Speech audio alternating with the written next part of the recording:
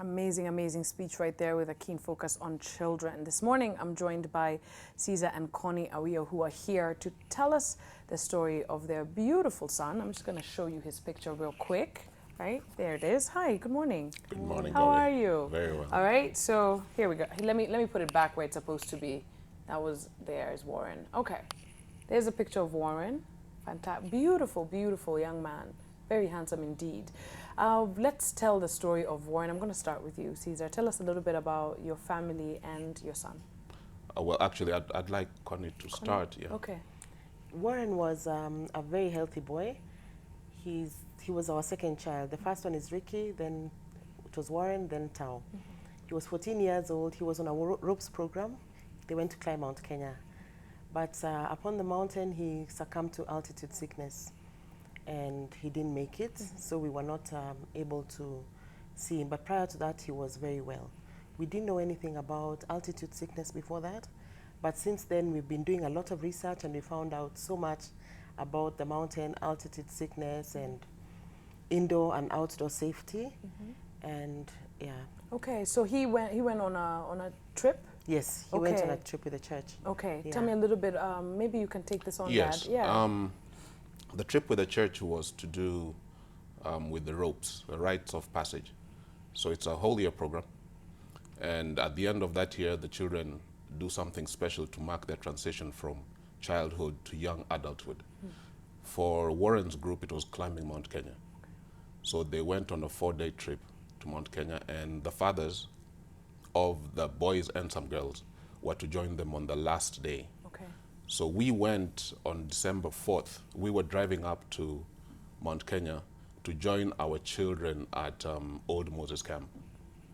And on the way there, I got a phone call at Narumoro, well, we're around Narumoro area. And I was asked, I was informed that there had been an accident and Warren was not well. And by the time we got to Nanyuki, he was being evacuated. So I then went to the cottage hospital. And by the time the helicopter landed, I was waiting at the emergency area. And I saw, after the helicopter landed, and I could see some activity around the helicopter. And then the ambulance came. It was a pickup kind of ambulance. It came to the emergency area. But I did not see any activity in the back of the ambulance. So I was wondering what was going on. And when they opened the back of the ambulance, there was Warren lying on the floor. And the doctors came out and they checked him. And he was declared dead on arrival. Wow. Yeah. I'm really sorry for your loss. I can't even imagine what you and your family have been through. This happened in December of last year. Yes. A trip that was supposed to be something, that was wonderful, something positive, something that you didn't expect anything to happen. Mom, tell me a little bit, of course, about Warren, the kind of young man that he was, adventurous. You told me earlier that he was a very kind young man. He was so kind, Yeah. he was so loving, he was so generous, even to the children in the village where we come from. Like when we went home for holidays and things, he'd collect the local children, bring them home, make them wash their hands, and make sure that there's something for them to eat. Right. So even in the village, you find like they visit his grave and they say that this was my friend. Wow, Yeah. amazing. And even in this program, there's some beautiful messages from a lot of, many of his friends who really, really are missing him. And I'm really, really sorry for your loss. And I speak for so many people who are watching. For you, Dad, being there and viewing this and seeing this moment of your son's life just gone like that, tell me a little bit, of course, about processing this moment and what was going through your mind when you realized how dire and tragic the situation had become. It's difficult at that particular moment to process because he was lying in the back of that pickup. I called out his name. I tried to talk to him. It's surreal, really, because this is a child who left. I dropped him off on a Monday in the morning, 100% healthy, no issues whatsoever. And then come Friday, my child is no more. Right. He's not breathing. He's gone, final, dead. Up to now, it's still difficult to process. Yes. And when, a little bit afterwards, when we'd gotten results of cause of death and were told that the reason why he died was altitude sickness. And the altitude sickness has got different components. Okay. He died of what's called HACE and HAPE, high altitude cerebral edema, Okay. and high altitude pulmonary edema. That means his head filled with water and his lungs filled with water. But the painful part is that we know he died in pain. He died in pain because his brain was so swollen, it left indentations on the inside of his skull. His lungs, one of his lungs was so filled up with water, it had an extra half liter of water, so it must have been very heavy and very painful. The sad thing is that this condition takes place gradually. It does not happen all of a It's sudden. not instant, right? Yes, yes. So it should have been noticed. But I guess the people who were the supervisors of the trip did not notice. And when there were some complaints by the boys, we found out later, regarding being exhausted, having certain pains and aches, they were told to stop being lazy. Oh my Now, gosh. this being an excursion up the mountain, where you go up as a boy and you're supposed to come back down as a man. Right. You know, these boys were trying to persevere. It is this perseverance and then the lack of knowledge, I would say, of the instructors that I would say caused the demise of my son. When, of course, now you are in the grips of trying to figure out what has happened and speaking to the adults that were there, the supervisors who were there that you gave your son to under their care, and finding out exactly what happened during the excursion before there was even an issue. Take us through that process. What did you find out? Okay, we found out that first altitude sickness is not something that happens instantly. Okay. It's a gradual process. And on day 2, Warren complained that his chest was paining. So he told the supervisor that my chest is paining. So he was told to stop being lazy, just like his father said. Then he asked another boy, how are you feeling? The other boy said he was fine. So what did he do? He realized that he has to be strong. Yeah. And because it's also something that the children are not enlightened about, that this could happen, this could happen. So because of that, he became strong and continued going with the other boys. But even from the pictures, you could see from his facial expression that he already had what you call facial edema, where his face was already swelling because of the water in the head. Right. So, I mean, that is already painful.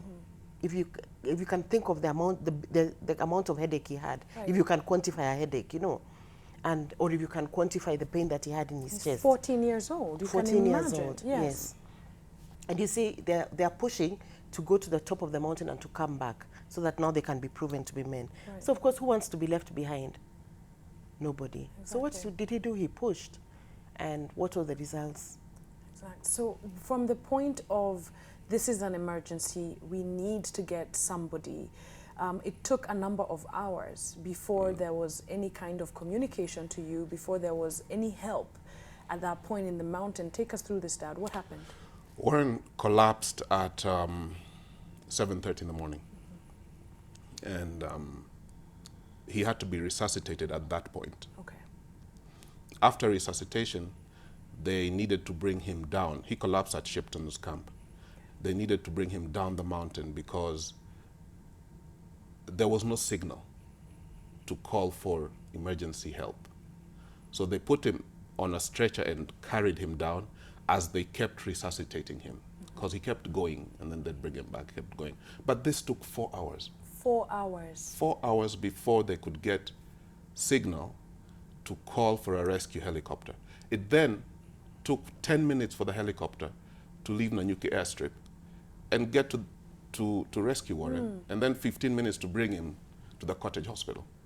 It took 4 hours to get a simple signal out that there's a problem, a young man is about to lose his life. This is unbelievable when you think about the number of young people children who go on trips like this to the mountain, and if there isn't a fallback plan, if there isn't somebody who knows this type of situation can happen, then you're really telling us that people are handing their children over without really knowing what the result will be, if they will come home. This is really scary indeed. I'm terribly sorry for your loss. We're going, of course, to talk a little bit about the next step after, of course, losing Warren. And he's got two brothers. Yes, he does. What are their names? Ricky and Tao. Ricky and Tao. Yes. Two, Ricky is 19. Yeah. Tao is 13. Beautiful, handsome young men. Yes. Absolutely. Before we get into that, we have a caller on the line who would like to say something to you. His name is Otoa Sifuna. Good morning. Good morning, Kobi. Hi, how are you, sir? Yeah, this is Toa Sifuna, calling Okay. from Nairobi. Yes. I first of all wish to thank MLive for taking that first step to actually putting the safety of the children at first. Yes. Kobi, we actually live, the next generation highly depends on our youthful people, the children. Sometimes you see even the school buses ferrying children to school early in the morning, as early as 5 a.m. in the morning. Yeah. And some of them don't even observe safety conditions. Yes. It is sad that we expose our children on a very precarious situation. Yes. You get even on borders, motorcycles, children are more than 4 children being carried, and they just cross the roads without even taking safety measures. Yes. We must know that for our country actually to progress to the next level, our children play a very major role. I'm a teacher and I know for my job to last for even over 50 years, Kobi, Yes. I need those children very safe and sound. Absolutely. I must share the deep feelings and sorrow to the parents in the studio. Yes. And you have seen this all over. The children are taken to excursions to those learning centers, but the safety measures are not placed. We lost children when a church took some children and all that, and Yes. they end up dying. Thank you, Otoa. We cannot be in a celebratory mode and we end up losing lives. Absolutely. Something needs to be done, Kobi, and I know you have children at the center of your heart. Yes. And I know children call you auntie. Thank you, Otoa. Thank you for that, and thank you for those comments. He's completely right. When you guys heard about this wonderful, rites of passage, it was your church. It wasn't even a school. So Yes. of course you have complete trust in this whole situation. Tell me a little bit, of course, about that program with the church and what happened thereafter. What did the church have to say about this?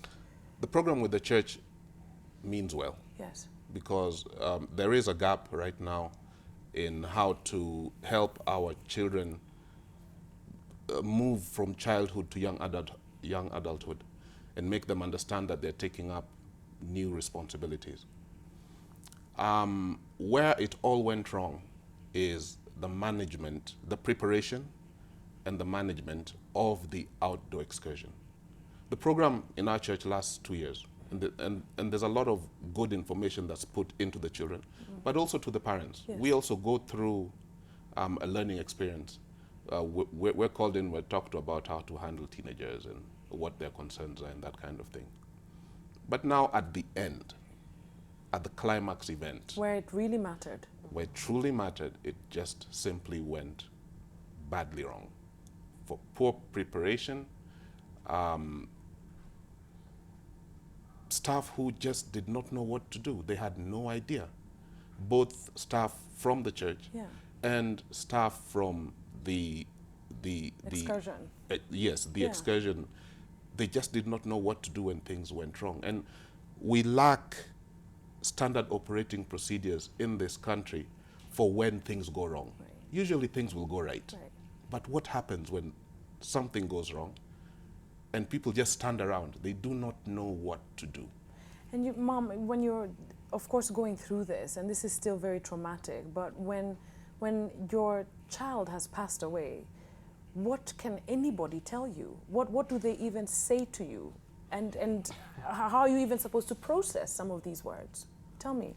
I don't know what to say because it's very difficult. You have the group of people who understand and they're like, it's really a painful process. They've never been through it, but it's only God who can heal you at that point. And of course, there's that group that will tell you, oh, get up and move on. And you're thinking, you're moving on from what? Right. And why I say moving on from what? Because you're still sort of like in a state of shock, where if your child was sick and you went through the process of the sickness, and then you know it's sort of easier to understand. Right. And the natural process is that your parents go before you. You don't bury your children, you know? Because like, even like Ceasar said at the funeral, when you have lost your parents, you're called an orphan. An orphan, yeah. When you buried your husband or your wife, you're called a widow or a widower. When you bury your children, what are you called? Because it's not a natural state. It's not a natural state. It's not a natural state. And fact is, there are two other young men who are trying to wrap their heads around, where's my brother? How do you as a parent explain this to these young men who have suddenly lost a brother? What do you say, Ceasar? First, I will tell you, mourning is a really complicated process. It is not about the tears you see. It is a deep internal process, and it's long, and it's very painful. And the process of mourning itself changes you fundamentally. I know it has changed me. I know it's changed my wife. It has changed my children, who are still teenagers. It has changed the dynamics of our home. We were fortunate enough to see a professional who helped us through mourning. I honestly do not know how people go through mourning without some kind of guidance. Right. Really, you would get lost in a forest for a very long time. You really would. You have decided to turn your pain and sorrow into an awareness platform. We'll talk about the Warren Foundation in just a second. We're getting some really amazing tweets from viewers for you guys, really encouraging tweets. Thank you so much. Fred, who says, heartbreaking story about the passing of their son, Warren. And the handle is at the Warren Foundation. Yes. We're going to talk about that in just a second, but we have a caller on the line. Her name is Beatrice. Good morning. Hello, Kobi. Hi, how are you, Beatrice? I'm good. Thank you so much for calling, love. You have a question, comment for the parent here? Okay, I have a comment and a question. Okay, Mama, go ahead. Nilikuwa nataka kuambia poleni sana Asante. for the loss. I know it's painful, Yes.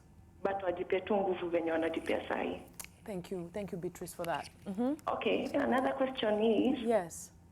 nilikuwa nataka kuuliza, what are the signs waliona before aende uko mountain na kwa mgonjwa? What are the signs waliona before? Because he passed on. Yes. Before aende huko sasa akagonjekea huko. Nilikuwa nataka kujua the signs waliona. Okay. Kama waliona any signs. Beatrice, are you a mom? Yeah, mama. Yeah, so this is really worrying for you, isn't it? Son. Yeah. Yeah. There were no signs whatsoever. And mountain sickness happens to anybody. Today you can have it, and tomorrow you may not have it. Yeah. It's like the mountain can reject you today, but accept you on other times. Really? Yeah. So There's no random. formula. It is random. Yeah. Wow. It is random. That you will not have any signs or symptoms when you've not started climbing the mountain. Okay. And there are people who've climbed the mountain 10 times, and on the 11th time, they get signs as they climb. Wow. Now, the signs as you climb are that you start getting a dull headache, you cough a lot, you may throw up, you get very fatigued, you may lose coherent thought. But somebody has to notice this, and it is the responsibility of your guides, the people who are taking you up. They need to be aware and professional enough to say, I see something is wrong. Right. You need to turn back and go down, because the cure to all of this is quite simple, actually. Okay. Caught at the right time, simply walk down. That's it? That's it. That's all Warren needed to do, was just go back down? Just go back down at the right time. Wow. And the fact that he actually said something, for me, is the scary part. He said he was not well. Yes. He raised the alarm, and still nothing was done.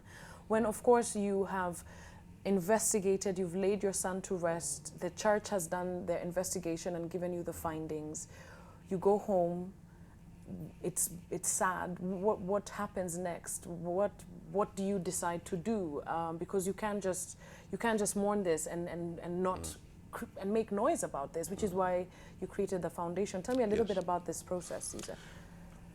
After the funeral, we decided to take a retreat, just my wife and my 2 sons, because we needed to regroup.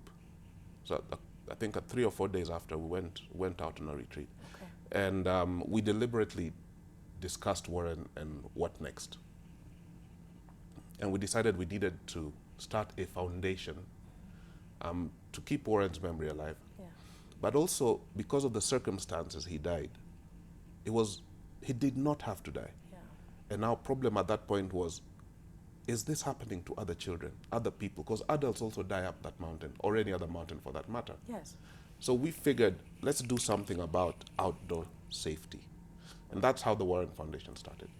Okay. Yes. So in terms of the kind of awareness that you want to create and talk to parents, talk to schools, talk to churches, tell me a little bit about what the foundation does, Connie. The foundation is actually to sensitize people on the outdoor and to make sure that you have safety on the outdoor, where you're able to still have fun, right, and for you to be enriching, so that you can enjoy yourself, but safely. Right. Yeah. But there has to be a sense of responsibility when a church, a school, decides we are going to take care of your children, we are taking that responsibility. How do we then start this conversation? Because our first caller was right. When you're on the road and you're seeing how some of these buses are driven, when you're seeing how some adults handle children on the road, on road trips, when you go to hospitals in the children ward and see the kind of accidents that are happening, we have to start asking ourselves, are we aware? Have we let go of our responsibilities? We'll talk about that and how we can really start to have this conversation on a national level. But before we do, we have one last caller on the line. Good morning. Good morning to you, Madam Kobi. Hi, Isaac. How are you? Fine, thank you. Thank you so much for calling. You have a question, comment for this lovely couple? A question. I am so grateful for this couple who have come close to share their feeling and the situation they went through.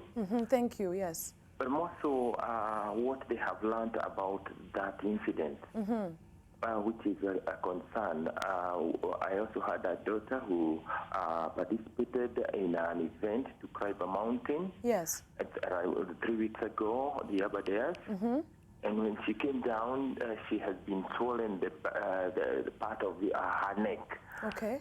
And I wanted to know, possibly because this could be a similar problem, so that I can understand whether there's that kind of swelling, because since that time, an operation has been done, but the swelling is still there. Wow. And to remove some water on the side of the neck. So I would want to know that kind of disease and how, whether they have learned more about this, because possibly she's being treated for a different thing. Okay. But immediately after she had gone up a mountain and come back. Yes. Thank you for that, Isaac. And Pole Sana, I hope she gets better. But yeah, so the daughter went up the mountain, Abadares came down, she's got a swelling on her neck, she's gone through the operation. I can't believe how actually that this is, mountain sickness is this serious, and so many people didn't know about this. What can you say to Isaac? Thank you. Thank you, Isaac. We're not medically qualified. Yes, of course, but a fluid buildup in the body is called edema. Okay. And when you climb a mountain, you can't get edema. Now, Isaac's daughter went up the Abadares, and I guess when she came back down, she had edema. So there is obviously some fluid buildup there, and I would strongly suggest that, well, the surgery probably had some effect. Right. But there is a Dr. Bat at Nanyuki Hospital, and we were told he's the best at mountain sickness. So maybe he could consult this Dr. Bat fellow. All right, Isaac. And what we're going to do is that we're going to get those contacts of that good doctor, and we're going to get your phone number, and we're going to send you that number. And it's important that we say that today's conversation is not about deterring you know, and especially now that they're going on holiday, it's not about lock your kids in the house. No. Don't let them, you know, go for any excursion or go climb any mountain. That's not what we're talking about here. What you want is for parents to be more aware, for guardians, for teachers and supervisors to be more hands-on, because Warren did not need to die. His life could have been saved. See, Kobi, that's the thing. Outdoor safety does not mean lack of adventure. Go out there, have a wonderful time, but make sure there are mechanisms in place that when things go wrong, it's possible to take care of the situation. It's possible to have trained personnel around you to ensure that no matter the circumstance, you're taken care of. What happens if your child is out in Kilimambogo and he or she gets a snake bite? What's the protocol? Yes. Who do the guides carry some anti-venom?